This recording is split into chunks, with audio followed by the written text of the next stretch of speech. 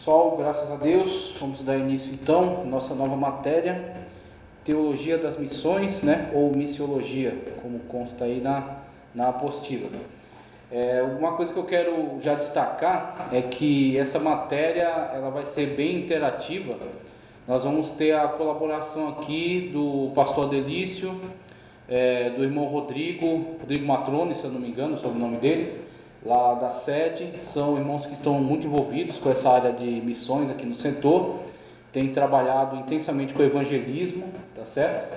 E eles vão enriquecer aqui a nossa turma com testemunhos, com os projetos que eles têm desenvolvido, né, com estudos, tá certo, que eles fizeram na área.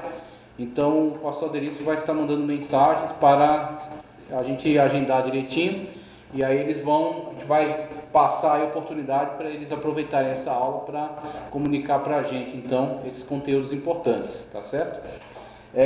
Eu comecei já a nossa matéria, a gente vai fazer aqui uma introdução, e eu utilizei esse livro, Teologia Bíblica das Missões, da editora CPAD, George W. Peters, sendo Teologia Bíblica das Missões. Então, a partir desse conteúdo que eu dei uma boa estudada, a gente já dá início então à introdução, tá certo? A essa matéria importantíssima, matéria fundamental.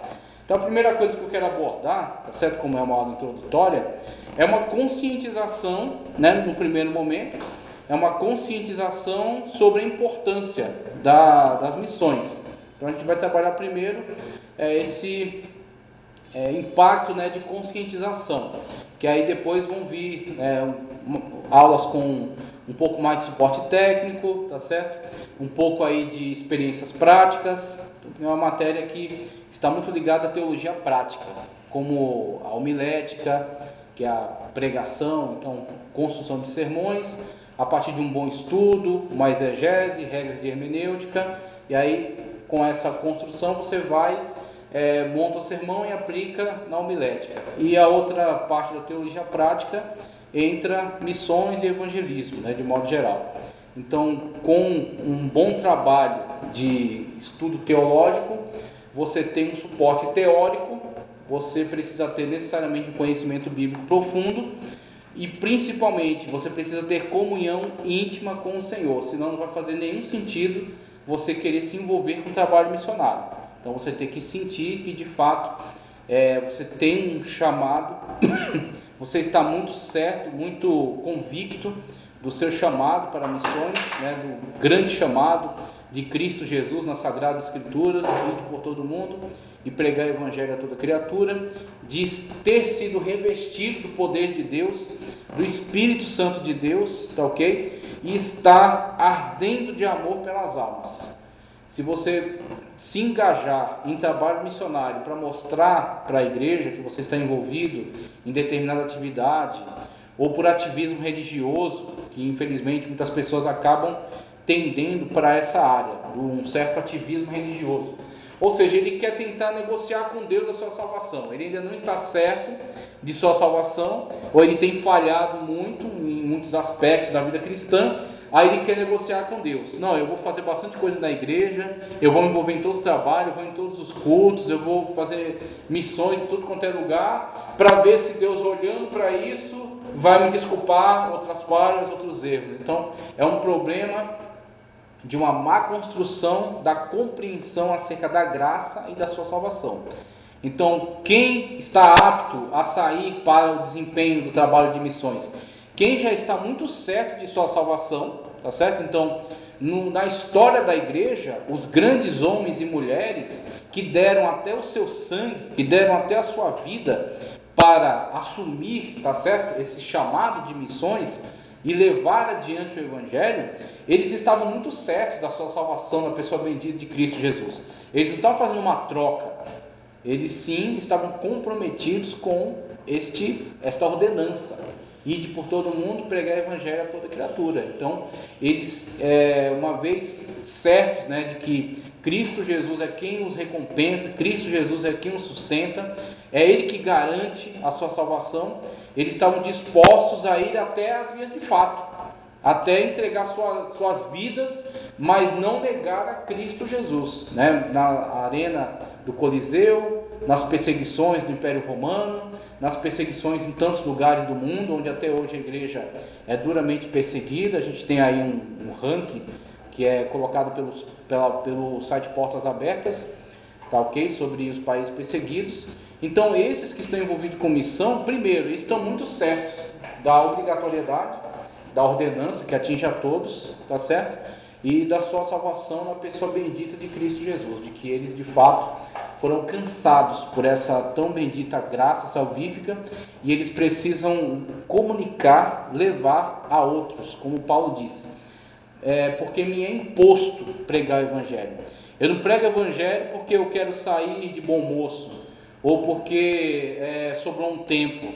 Não, ele via a pregação do evangelho como a sua obrigação, porque ele foi alcançado pelo evangelho, mesmo sendo quem era, mesmo o perseguidor que foi, mesmo o homem fanático religioso que foi, tá certo? Respirando violências contra os cristãos, mas mesmo assim ele foi alcançado. Tendo sido alcançado, ele sentia a necessidade de alcançar outras almas para Cristo. Pode falar. Mas no caso dele, esse me é imposto, tem alguns sentidos. Como você falou primeiro, não pode ser por mostrar para alguém que vai ser, ou para a igreja, ou barganhar com Deus. Isso.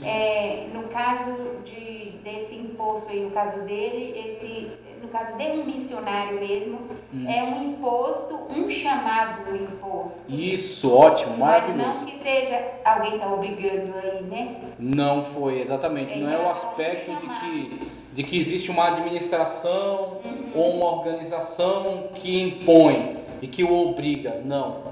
É sim o comprometimento que ele tem com o próprio Cristo. Então é imposto por quê? Porque Cristo me alcançou. E eu sou servo de Cristo, como ele mesmo se declarava, ser servo, escravo de Cristo, tá certo? Para a salvação. Então, a imposição que havia sobre ele no sentido dele ter um relacionamento verdadeiro, íntimo, com a pessoa bendita de Cristo Jesus, que o salvou, tá certo? E que o constituiu para ser um servo, que o constituiu para ser um missionário. Esse imposto é um dever, dever. Isso. Eu ganhei e quero que alguém também tenha. Exatamente, essa chama. Então, se não houver esse comprometimento pessoal, essa chama no seu íntimo, nunca vai dar certo. Nunca vai dar certo. Porque quando o missionário, mesmo com todo o preparo, todo o suporte técnico, teórico, assistencial, bíblico, tá, emocional da igreja, a igreja manter sempre contato com ele, mas quando ele estiver no campo missionário diante das pessoas, é ele e o Senhor Jesus Cristo. Não vai ser ele, nem eu, nem você, que vai proteger ele de tomar um tapa, que vai proteger ele de tomar uma cuspida, de ser zombado, né? De ser desafiado, de ser ameaçado, de ser perseguido, tá certo? E talvez até de ser morto. Não vai ser nem eu nem você que vamos proteger ele disso. Ele vai ter que encarar estas vicissitudes, dificuldades, desafios, vencer essas barreiras e conseguir fazer a obra de Deus e plantar uma igreja num lugar que era hostil. Então, se ele não sentir este nível de comprometimento com o que está fazendo, no mesmo nível de Paulo, que Paulo sentia um comprometimento tão intenso que ele dizia que lhe é imposto. Ele não poderia ignorar isso. Se ele ignorasse, ele não seria um verdadeiro cristão diante de Cristo, não cumpriria o seu chamado, tá certo? O propósito de seu ministério. Então ele não via uma opção, não, eu estou fazendo aqui, mas se eu quiser eu largo. Ao meu ver, Paulo via que de fato era o que ele deveria fazer e é o que ele ia fazer até o fim. Que era o chamado que ele tinha. É o chamado específico que ele tinha, para de fato ir ao campo missionário. Agora, é interessante quando a gente trata acerca de chamado, óbvio que nem todos serão missionários, nem todos irão para o campo de missões. Por isso que eu perguntei aqui. Sim, muito bem.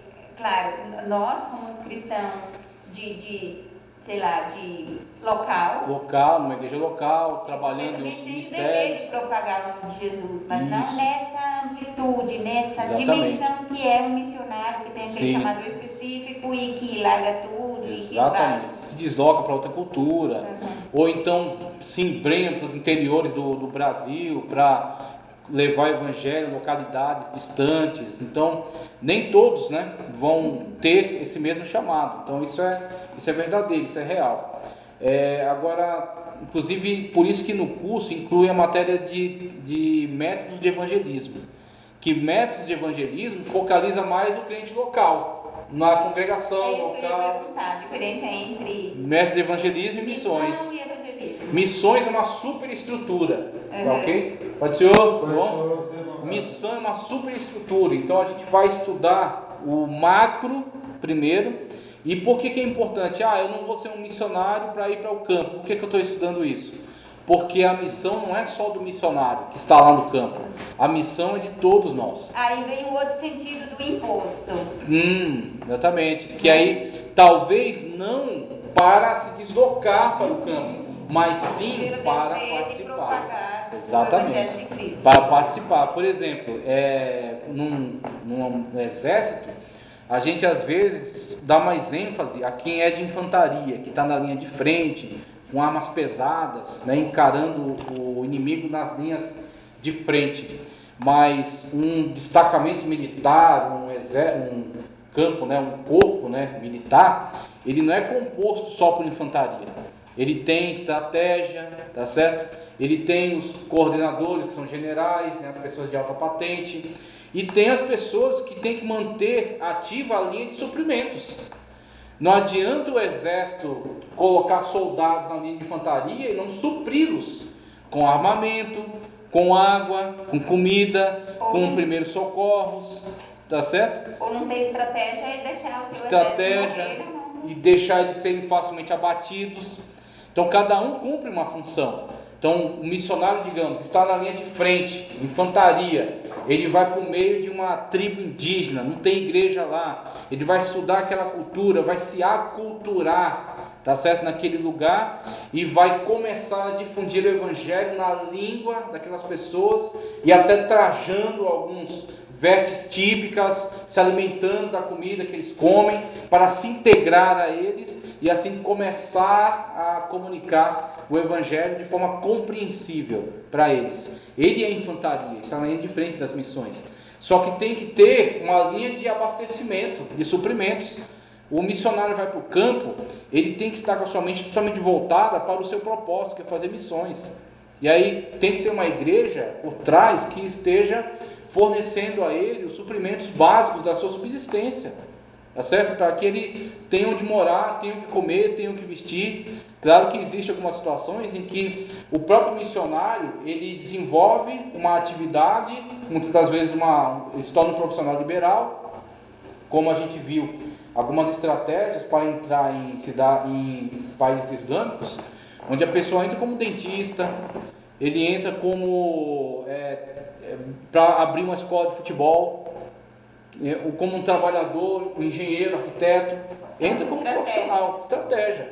E a partir dessa abertura que ele tem de estar naquele país legalizado, ele vai criando alguns contatos, alguns vínculos, vai passando o evangelho, né? Então, claro, correndo sempre um risco, né? Mas vai criando uma igreja que muitas das vezes vai ter que viver de forma subterrânea. Uma igreja na Arábia Saudita, dá para você abrir um templo e colocar a placa Assembleia de Deus em árabe? Não dá, meu irmão, eles te matam. Você vai ter uma igreja subterrânea. Você vai ter uma igreja como é que se dizia em Roma? Não era sepulcro, é outro nome. Esqueci. Catacumbas, a igreja nas catacumbas, na Coreia do Norte. Coloca uma igreja lá e põe a placa, né, e põe em coreano. Você vê o que acontece, o que eles fazem com você. Você não sobrevive. Você tem que ter uma igreja que vai se reunir na casa de alguém, escondido. Uma igreja que você vai reunir numa loja. Acabou a atividade, fechou, pronto, tem um culto de madrugada. É a situação deles. Ainda corre o risco de... Desculpa aí. E se você quiser saber, eles toda hora. E eles crescem assustadoramente. A igreja nesse país cresce de forma extraordinária. Pode falar. Então, a colega minha, será que ela está na Tailândia? Olha, Tailândia. Ela tá E tem uma conjunção política lá, na Tá Tailândia. 7 anos que ela está lá. Nesses 7 anos agora que ela conseguiu fazer 5 amigos, que ela Sim. pudesse falar de Cristo, e desses 5 amigos, ela conseguiu até ganhar um. Ela Ô, disse que glória. lá o evangelho é muito radical. Sim. Se você se declarar que é cristão de uma vez, é perigoso até tirar Facilmente eles matam, facilmente. É um país muito imerso na cultura budista e alguns cultos animistas que são antigos. E é uma jovem ainda, ela tem Uma jovem. 26 anos. É corajosa. Sim, ela foi revestida pelo Espírito Santo de Deus com essa coragem para estar num lugar tão difícil para divulgar o evangelho. Pode ser outro? Vamos lá? O testemunho chamado Bom? dela é muito forte. Maravilhoso. Graças a Deus. Amém. E também essa questão de estratégia, tem uma igreja lá no Ceará, que é a área da cidade, tem um município no Ceará que o evangelho, tanto é carente de evangelho, como é carente de professor. O que foi que essa igreja fez? Ela pagou faculdade para as pessoas se formar Olha, professor que maravilha. e enviar para essa cidade. Enviar como professor, Como porque é a professor carência do lugar. do lugar e Exatamente. lá pregar o evangelho. Essa foi a porta. Então a carência é o quê? Um professor, é um dentista, é um médico, tá certo? É um engenheiro. É assim, a pessoa vai, aproveita essa abertura, essa brecha, se estabelece e a partir dali começa a pregar o evangelho de forma inteligente, com estratégia, começar a ganhar como a sua amiga 5 anos para começar a formar um pequeno grupo de 5 pessoas, estudando a cultura local, se adaptando, ganhando a confiança das pessoas, formando vínculos, até que ela conseguiu agora fincar, tá certo? Aí a partir desse início, o Senhor vai abençoar e vai expandir, vai ser uma grande igreja. Mas para essa igreja vir a existir, alguém teve que pagar um preço alto, 5 anos da vida dele, que está lá, está vivendo lá, saudade de casa, saudade da família, tá certo? Saudade do seu país, da sua comida, da sua cultura, e ele se entregou, foi até lá para isso. Eles são infantaria, eles são linha de frente, mas tem que ter alguém aqui suprindo, tá certo? Então, como você tem numa guerra, soldados responsáveis por manter essa linha de suprimento, tá certo? Que vão sempre estar indo e voltando, levando água, comida, munição, alimentando para que as pessoas que estão na linha de frente do combate possam estar combatendo intensamente, e aqueles que têm estratégia possam estar utilizando das ferramentas da melhor maneira possível. Quando a gente fala de estratégia, por exemplo, eu acredito que uma grande estratégia para missões na atualidade, principalmente países muito fechados, a janela 10 por 40, por exemplo, é você trazer pessoas que, no caso, ela conseguiu ter essa abertura para o evangelho com essas pessoas. Então eu acredito que o interessante seria trazer pessoas, tá certo, de lá para um país mais receptivo, ou aqui, ou nos Estados Unidos, e fazer um intenso treinamento. Muitas agências missionárias têm feito isso. Traz uma família, sustenta eles, faz um treinamento intenso, teologia, tá certo? Suporte teórico, né, da teologia, da missão específico para a estratégia missionária, e manda eles de volta. Por quê? Eles são daquela etnia, eles têm a língua de forma materna, mesmo você se dedicando o máximo para você aprender uma língua, mas você desenvolveu a sua língua materna é outra. Então você nunca fala da forma como aquele povo fala aquela língua. Então você começa a falar, alguém já sabe que você é estrangeiro. Então, mesmo que você seja muito parecido com eles, mas você não consegue se integrar tanto assim, porque você nasceu em outra cultura, você desenvolveu a sua fala em outra cultura, tá certo? Você pensa com uma outra forma de pensar. Então, quando você traz alguém de lá e você prepara e manda de volta, essa pessoa está em casa. Aí ela vai desenvolver o trabalho missionário e a igreja fica de longe dando assistência e dando o apoio necessário, talvez até numa situação de risco, retirando, colocando em outra área, e assim você tem, muitas agências têm desenvolvido esse trabalho nessa estratégia. Isso é o que? Estratégia. Então, através desses diversos tipos de trabalho, você tem conseguido levar adiante as missões que têm sido ainda muito difíceis em algumas áreas, né? Em algumas áreas do mundo, os missionários ainda correm muito risco de vida, e na verdade você tem tido uma escalada de um sentimento anticristão, inclusive no Ocidente. Inclusive aqui no Ocidente, você tem, por exemplo, a ONU tem apoiado muito o chamado neopaganismo. Então, muitas práticas religiosas que estavam quase se extinguindo, têm sido reavivadas, realimentadas, e você tem hoje tanto uma aversão, tá certo, contra o cristianismo, vinda de uma crescente do ateísmo ou do agnosticismo. Então o cara é agnóstico, ele não nega que Deus exista, mas também não afirma. Ele diz que não há como ter certeza se Deus existe ou não. Então ele fica nessa dúvida, né? Então ele prefere manter nesse estado de dúvida. Ou ateísmo, ou agnosticismo, ou o cara é sincretista, ele frequenta tudo quanto é práticas religiosas diferentes, tá certo? Pode ser outro, tudo bom? Ou o cara de fato começa a se engajar nessas práticas dessas religiões neopagãs, né, que estão ressurgindo, e se posiciona antagonicamente ao cristianismo de forma aberta, tá ok? E cada vez mais com a implementação de, por exemplo, a chamada o politicamente correto, né, tem crescido cada vez mais, tem sido muito combatido você se posicionar veementemente contra certas crenças religiosas, certas práticas, certos costumes.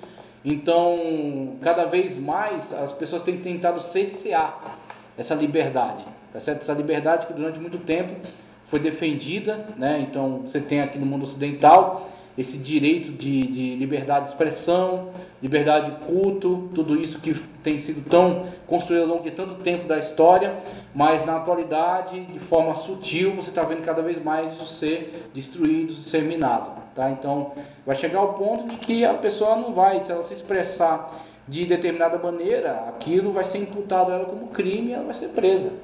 Então, a coisa está crescendo, uma escalada de perseguição, uma escalada de antagonismo, tá certo? Aí o que acontece? Nós temos que estar muito conscientes disso. Temos que estar não vai pronto. ser fácil para cristão. Não vai. Vai cada vez mais ser mais difícil, mais desafiador. Então, como remediar isso? Não tem como a gente evitar. Não tem como a gente fazer o tempo parar ou voltar. Ele vai sempre seguir adiante. A gente tem que estar pronto. O que podemos fazer? Nos preparar, meu irmão. Nos preparar de uma forma cada vez mais intensa. Então, aquele tempo que você podia ficar tranquilo, sossegado, mais relaxado, deixar que um ou outro se preocupasse com isso, cada vez mais vai acabar. Vai chegar um momento que todo cristão vai ter que estar muito preparado para diversas situações. Então, a pessoa está sendo cercada por todos os lados. É a mídia, desde criança são os desenhos animados, é na escola, tá certo? Em diversos contextos, você vê várias mensagens que são anticristãs, que atentam contra princípios básicos do cristianismo, da Bíblia. Basta uma década para você ver que isso é escancarado. Exatamente. E eles investem pesado, né? Muito mesmo. E aí o que acontece? Da nossa parte, a gente tem que estar pronto, porque missões, tanto é você se dedicar nessa visão macro, no sentido da igreja, do reino de Deus se expandir, quanto é você também preservar esta igreja que foi fruto de um trabalho missionário. Então, se a igreja, por exemplo, a Europa, que foi o grande berço das missões, você teve lá a Reforma, você teve lá os grupos depois pós-reformistas, que esses se engajaram mais nas missões. Você tem os irmãos moravianos, os pietistas, os puritanos, tá certo? Os presbiterianos que surgiram lá, os anabatistas, batistas, que migraram para os Estados Unidos, fizeram missão em outros lugares do mundo, tá certo? E começaram todo esse movimento missionário pelo mundo. A fonte lá hoje, como ela está? Ela está necessitando de que sejam mandados missionários para lá. Por quê? Certas ideologias se propagaram, né, foram difundidas pela sociedade desde a base e formou uma próxima geração, tá certo? Que era completamente aversa ao cristianismo, que era completamente aversa à Bíblia Sagrada, tá certo? Cresceram de fato com esta aversão. Por quê? Porque teve esta mudança na cultura, que não foi devidamente combatida, tá certo? Por aqueles que estavam à frente das lideranças eclesiásticas, né, religiosas, das igrejas, das escolas de ensino religioso da época. Então, deixou-se formar uma geração que não tinha mais aquele temor a Deus, aquele respeito pela palavra de Deus. Agora, claro, não é que está totalmente zerado. Existem cristãos autênticos, existe um reavivamento acontecendo também em muitas áreas, mas é surpreendente porque é o berço de onde vieram as missões. E eles hoje necessitam muito de trabalho missionário entre eles, tá certo? Então você vê todos esses desenvolvimentos aí que são fundamentais. Então essa aula de introdução, ela é muito de conscientização e a gente vai ter cada vez mais um desenvolvimento aí, uma participação de outros irmãos aqui do setor, que é o que eu já falei com eles aqui. Então o pastor Delício vai estar aqui, o Rodrigo, que na sede está à frente aí do trabalho de evangelismo. Então eles têm estudado o assunto, outras pessoas que eu vou indicar também, que vão estar junto conosco aqui, compartilhando, tá certo, desse conhecimento. Só semana que vem, já foi pedido, só semana que vem, tá ok? A mensagem que está em tela, missões está no coração de Deus. Então a gente tem colocado, né, este chamado, né, quando a gente tem cultos de conscientização missionária. Então vamos pensar melhor acerca desse tipo de chamado. Missões está no coração de Deus. Quando a gente coloca essa frase, o que estamos querendo dizer com isso? Que missões está no coração de Deus. Claro que parece frase de para-choque de caminhão, né? Mas ela tem se você buscar entender melhor o que está por trás dela, o que estamos querendo dizer com isso, ela tem sim uma profundidade. Principalmente quando a gente vai colocar aqui os textos bíblicos que mostram o empenho com o qual Deus se dedicou à missão, com o qual Deus se envolveu com missões. Então o primeiro missionário é o Senhor Jesus Cristo. Ele é a base para a missão. A primeira, como é que se diz? A ação mais reveladora foi a vinda de Jesus para salvar a humanidade, para recuperar. A primeira grande ação missionária. Isso não parou ali, né? Exatamente. E aí você tem da parte de Deus a promessa, tá certo, da vinda do seu Filho amado, e aqueles que no Antigo Testamento viveram crendo, tá certo, na palavra de Deus, crendo em Jeová, em Yahvé, né, e esperando pelo Messias, tiveram então o cumprimento dessa promessa naquilo que Paulo chama de plenitude dos tempos. Então, de fato, o Messias veio e cumpriu aquilo que Deus havia prometido em relação a ele. Então, a partir da vinda do Messias, você tem então essa grande ação missionária. Então, quando Deus construiu todo o contexto, tá certo? Quando tudo estava determinadamente ajustado por Deus para viabilizar a missão. E Jesus Cristo veio, cumpriu em si mesmo a grande obra salvífica, o grande plano salvífico para a humanidade e entregou então à igreja esta grande missão, essa grande incumbência de dar continuidade. Agora, dar continuidade não é terminar a obra salvífica de Cristo, ela está concluída. Então Cristo veio e concluiu a obra salvífica em si mesmo. Só que a igreja agora tem que difundir exatamente aquela passagem que Cristo leu em Nazaré, na sinagoga de Nazaré, que ele leu acerca do ano sabático, porque eu vim apregoar o ano sabático do Senhor, né? Os pecados perdoados, tá certo? Os presos serão libertos, e a todos será anunciado, né? O ano do Senhor. Então, quando ele lê esse texto do ano sabático, ele diz que aquilo se cumpre, o ano do jubileu, e aquilo se cumpre em si mesmo. Quando ele coloca dessa maneira, ele nos está passando qual é o tom, tá certo, desse trabalho que a igreja realiza. Tudo foi cumprido, Cristo cumpriu em si mesmo, tá certo? Esse chamado ano do jubileu, ano do perdão, do grande perdão de Deus para a humanidade. Foi dado, foi viabilizado nele, na obra que ele concluiu. Só que agora você tem a incumbência de propagar, você tem a incumbência de divulgar, de ir até as pessoas que estão cativas ainda no pecado, cativas ainda nas falsas religiões, nas mentiras de Satanás, e você tem que proclamar a liberdade em Cristo. Tem que proclamar que Cristo Jesus comprou para elas essa salvação em Deus, que elas têm acesso direto a Deus por meio de Cristo. Tá certo? Então, é aí onde entra nosso papel. A obra está concluída, inclusive para nós somos os primeiros beneficiados dela, e como beneficiados, agora somos incumbidos de propagar, de divulgar.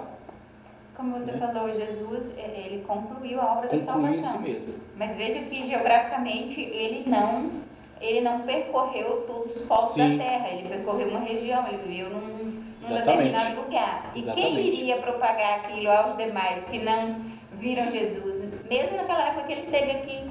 Isso aí, agora as você pessoas, vê. Quem ele deixou aí para que propagasse o Evangelho. É interessantíssimo, a partir daquilo que você colocou, você se lembrar do texto do Evangelho de João que diz: veio para os que eram seus. Por isso que ele andou os territórios, tá certo? De Israel, né? De norte a sul de Israel. Veio para o que era seu. Então você tem Deus priorizando Israel, por ter sido o povo com o qual firmou o pacto lá no Sinai. O povo que recebeu a lei, o povo que recebeu os profetas, tá certo? Que foi alvo das diversas iniciativas de Deus, trazendo revelação ao longo da história por meio dos profetas. Veio para o que era seu. Então, qual era o ideal? Qual era o ideal? O ideal é que Israel passasse por uma conversão em massa, que eles aceitassem o Messias enviado em massa, se convertessem a Cristo Jesus, se submetessem a Cristo Jesus como Messias enviado, cumprindo todas as promessas, tá certo? As profecias ao longo da história, inclusive de Daniel. Daniel, inclusive, que era um livro reputado por eles com não tanta autoridade quanto os demais. Estava no terceiro grupo, né? Torá, Neviim e Ketuvim. Torá, extrema autoridade. Ketuvim, já Neviim, pouco menos que a Torá. Ketuvim, mais narrativas históricas. Não que não sejam importantes, são cânon, mas não tem tanta autoridade quanto a Torá. E aí Daniel está incluído neles, e em Daniel nós encontramos, por exemplo, descrição acerca da morte do Messias. Então, quando Jesus Cristo morreu na cruz, não era para ser para eles um evento estranho, era para ser cumprimento de profecias que estavam em Daniel, que falou acerca da morte do Messias, tá certo? E você tem textos de Salmos que falam acerca da ressurreição do Messias, que o seu corpo não deixará que seu corpo pereça, tá certo? Se degrade. Então você tem toda uma revelação ampla acerca do ministério de Cristo na Bíblia, no Antigo Testamento. Quando a igreja saiu para evangelizar, a Bíblia que eles tinham na mão era o Antigo Testamento, eram os livros do Antigo Testamento, e neles foi que eles revelaram Cristo a todos os povos. Tá certo? E aí, a partir do trabalho deles, é que foi constituindo o Novo Testamento, que hoje é tão importante para nós. Então eles pregavam com Torá na mão. Com Torá, exatamente. Principalmente com a Torá, a Septuaginta, que era a versão grega, a Torá, tá certo? Os Salmos, os Profetas, essas coleções de livros. E neles é que eles mostravam Cristo.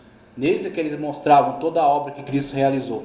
Tá ok? Então, quando nós olhamos para isso, nós vemos o ideal seria uma conversão em massa dos judeus, e os judeus serem então revestidos do Espírito Santo para ir pelo mundo, pregando a toda criatura. E nós teríamos aí a conclusão de um tempo escatológico, talvez até mais rápido, porque você tem muitos judeus que já têm um contato prévio com o Antigo Testamento.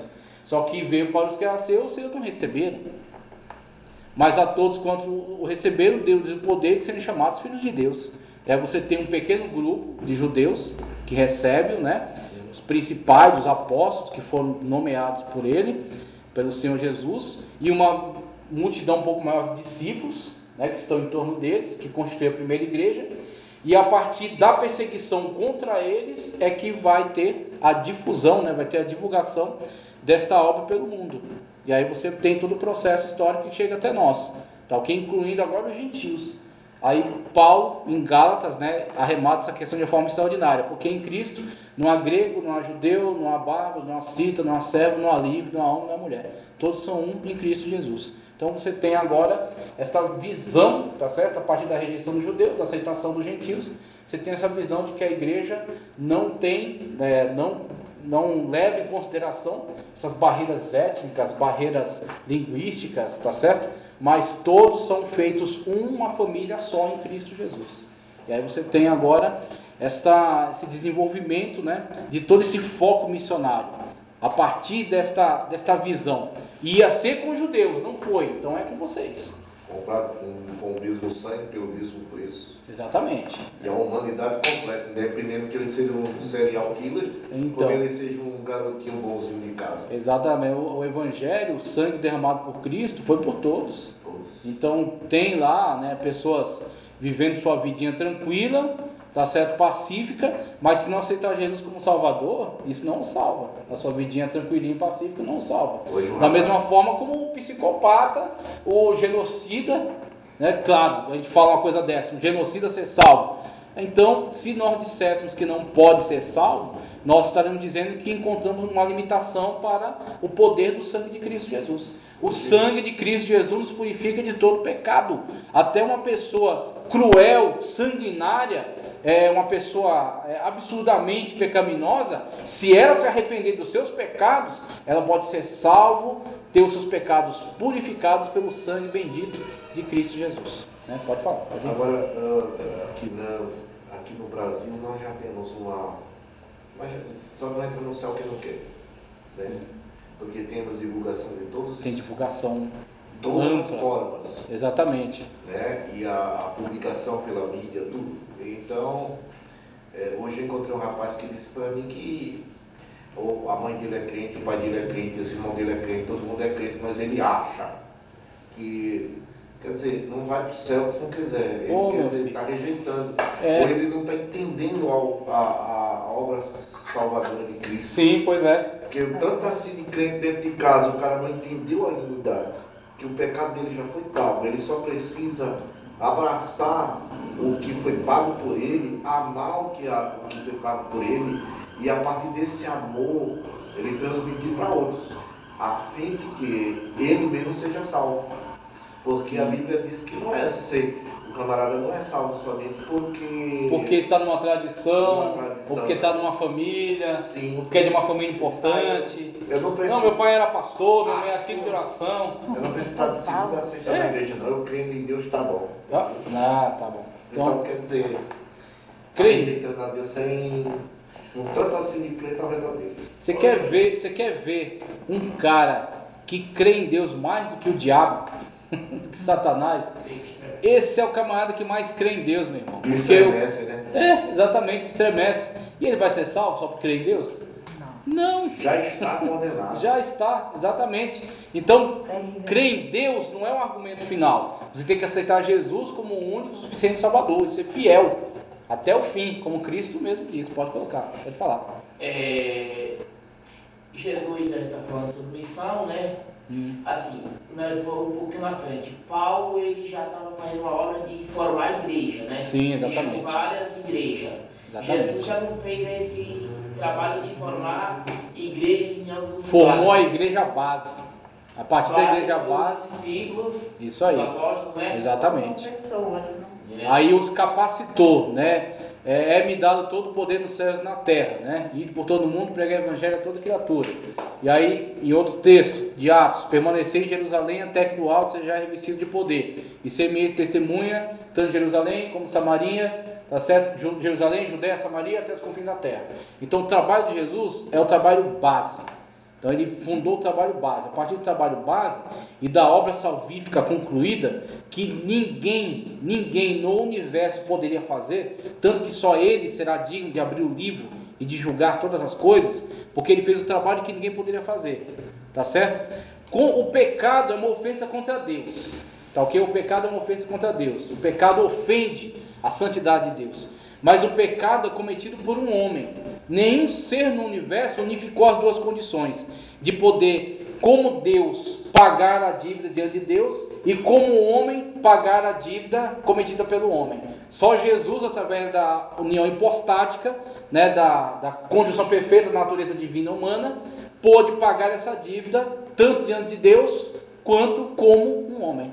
E um homem sem pecado. Então Jesus concluiu uma obra que não poderia ser feita por ninguém, diferentemente do que diz o Reverendo Moon, de que ele existe para continuar a obra inacabada de Cristo, porque Cristo não se casou e não deixou uma descendência. É um cara xarope, né? Completamente louco. E aí, eu acho que ele até morreu já, né? Sei lá. Veja nisso aí. A gente vê que João tinha sido discípulo, né? Sim. João Batista. João Batista. Que os Após discípulos a de João morte Batista. de João, o discípulo de João seguiu Jesus ou eles ficaram no caminho que João tinha? João mesmo os orientou a seguir a Cristo. Agora, a história nos diz que nem todos seguiram. Eles formaram uma pequena seita, inclusive Champlin, no dicionário de filosofia, teologia, filosofia e Bíblia, ele diz que uma seita que existe até hoje no Iraque, chamada Mandeus, eles alegam serem os descendentes dos discípulos de João. Então eles dizem, agora claro, não tem como provar, porque está numa distância histórica muito longa, muito longe. Mas eles afirmam que eles são os descendentes dos discípulos de João Batista. Agora ficou uma seitazinha pequena. Os discípulos de João Batista, que ouviam a pregação de João Batista, seguiram a Cristo. Ele é o Cordeiro de Deus que tira o pecado do mundo. Acabou. Quando o Evangelho de João perguntaram, tu és o Cristo? Ele falou, não, eu não sou o Cristo. Eu sou a voz que clama no deserto, preparai o caminho do Senhor. Tá ok? Como é ordenado a ele, preparar o caminho do Senhor, ele veio e preparou. O Senhor é Cristo. Tá certo? E aí, os discípulos de João Batista que ouviam a pregação dele, seguiram a Cristo. E aí você tem esse contexto aí. Missão está no coração de Deus, a partir daquilo que a Ed mesmo falou, Deus foi o primeiro envolvido. A partir do momento que o homem cai, tá certo? Da sua posição, na qual foi criado por Deus, Deus é o primeiro envolvido em relação ao resgate da humanidade. Veio o juízo, mas junto com o juízo veio promessa de resgate, de salvação. O João morreu mais ou menos com 30 anos, né? Porque ele nasceu junto, nasceu ali junto com Cristo. Quando ele mais morre, velho. começa o ministério de Jesus. Isso, Jesus, quando João ele é preso, né, Jesus já vai para outras regiões, né, e inicia ali já um ministério. Antes disso, ele foi levado ao deserto. Primeiro, ele passou um bom tempo com sua família, né? Então, ele era o filho mais velho, ele passou um bom tempo servindo a sua família terrena. Então, Jesus não deixou dívida com ninguém. Foi pelo menos 30 anos de trabalho para a sua família terrena, tá? Aí, depois disso, ele vai até João, né, ser batizado. Ele vai para aquela situação, né, do deserto. Aí começa o seu ministério. E aí, quando ele ouve falar da prisão de João por Herodes, aí ele já se desloca para as regiões norte. E aí ele começa o ministério em Cafarnaum, ele fica por aquela região. Ele passa a maior parte do seu ministério na região norte, que era a região mais pobre e mais populosa de Israel. Já para o final do seu ministério, ele desce para a região sul e sobe para Jerusalém. Quando ele apresenta lá com 12 anos, no meio dos doutores lá falando, aí depois ele fica ali mais... Fica um silêncio acerca dele. Exatamente, que os apócrifos vão dar um monte de relato, mas é um monte de besteira, que assim é coisa de novela. Então, sempre teve gente curiosa. Então, o cara é curioso, vai lá e inventou um monte de relato maluco. Mas a Bíblia, que é o que interessa, silencia. Então, tem aquele evento, tá certo? Tem o nascimento dele, tem aquele evento, né, mais ou menos com os 12 anos, que é quando se faz o Bar Mitzvah, né, o Bar Mi, e aí depois silencia e vai novamente falar quando ele inicia o ministério. Inicia. João Batista começa a pregar, aí vem Jesus, é batizado e começa o ministério. Tem essa situação. Sabe-se quando João começou? João Batista foi pouco tempo antes de Cristo começar a pregar. Não foi muito tempo depois, não. Em relação a Cristo, tem um silêncio. Em relação a João Batista, é maior ainda o silêncio. Porque pelo menos de Jesus a gente tem esse relato dos 12 anos. João Batista, nada. Então, ele simplesmente aparece pregando no deserto. Esse é um negócio que surpreendeu. Quando foi dado o seu nome, todo mundo se surpreendeu, porque o nome João e Yohanan não era tradicional de sua família. Quando Zacarias, que era o pai dele, que era sacerdote, né, ele estava mudo porque duvidou da revelação do anjo. Ele escreve no papel Yohanan. As pessoas não entendem por quê, porque não era um nome típico daquela família. Mas aí foi revelação de Deus. Então você tem esse primeiro evento, o nascimento de João Batista, que também foi revelação, né, do anjo Gabriel. Esta situação do pai, né, com o anjo. O nome de João, que foi dado também. E aí depois, só depois, quando vai se aproximar dos relatos de Cristo, é que você tem o relato de João Batista. Quando ele inicia, né, pregando, proclamando acerca do Senhor. Claro que um monte de gente vai querer dizer que ele estava com os essênios. Mostra aqui na Bíblia para mim. O que interessa é isso, ó. Não tem, meu irmão. Então, você quer olhar para João Batista e achar semelhança com os essênios? É problema seu. Mas não tem. O nome Jesus é um nome comum naquele tempo? Era comum. Era um nome. A gente tem o nome do Senhor Jesus como algo extraordinário, né? Sendo que de fato o nome dele é sim. É o único nome pelo qual devemos ser salvos. Então, nesse aspecto, por ele ter sido atribuído, né, é um nome que dá esse sentido de o Senhor salva, né? Jesus, Yeshua e Yehoshua, que é Yehoshua e Josué.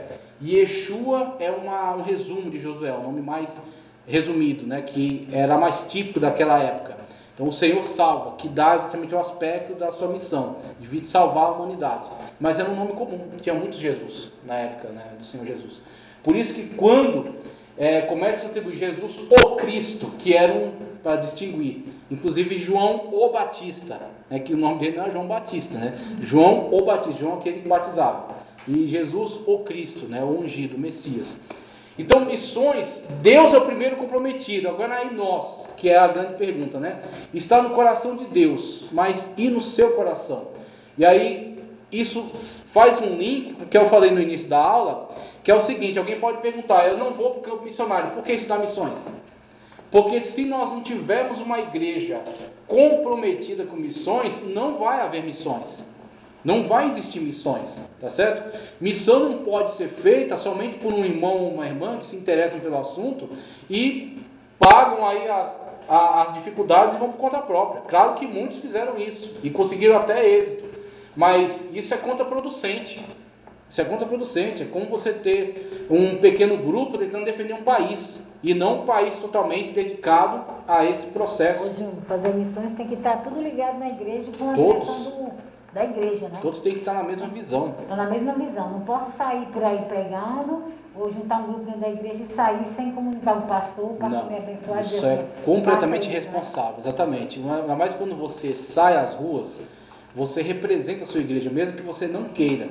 Em algum momento alguém vai te perguntar para você onde você congrega. Você vai dizer, congrego na Assembleia de Deus, Vila Madalena. Coisa, né? Exatamente. Aí o que acontece? Se você sai por conta própria, sem uma comunicação, sem uma estratégia, sem a aprovação, tá certo? No sentido de estarem junto com você nesse mesmo propósito, como que vão poder te ajudar se você tiver uma dificuldade?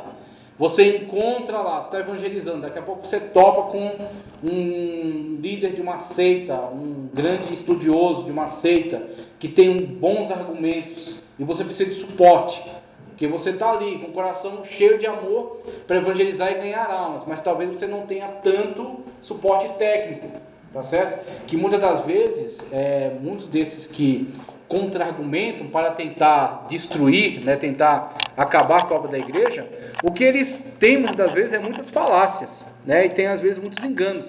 Só que eles colocam isso de forma muito estratégica.